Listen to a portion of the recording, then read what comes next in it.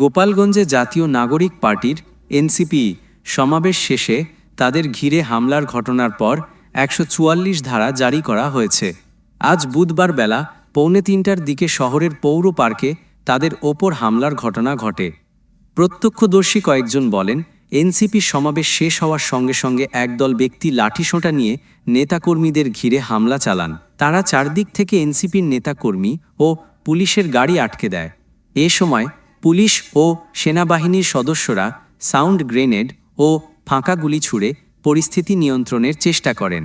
এনসিপির নেতা কর্মীরা অন্য দিক দিয়ে গাড়ি ঘুরিয়ে ঘটনাস্থল ত্যাগ করেন। এদিকে গোপালগঞ্জের জেলা প্রশাসক মো. কামরুজ্জামান জেলায় ১৪৪ ধারা জারি করেছেন বলে সাংবাদিকদের জানিয়েছেন জেলা প্রশাসনের একজন নির্বাহী ম্যাজিস্ট্রেট। হামলার ঘটনার পর এনসিপির মুখ্য সমন্বয়ক নাসির উদ্দিন পাটোয়ারি সাংবাদিকদের কাছে অভিযোগ করেন, আওয়ামী লীগের নেতা কর্মীরা এই হামলা চালিয়েছেন। এ সময় পুলিশ সেনাবাহিনী নিষ্ক্রিয় ভূমিকা পালন করেছে। তাদের এনসিপি বলা হয়েছিল সবকিছু ঠিক আছে, কিন্তু তারা সমাবেশস্থলে এসে দেখেন পরিস্থিতি ঠিক নেই।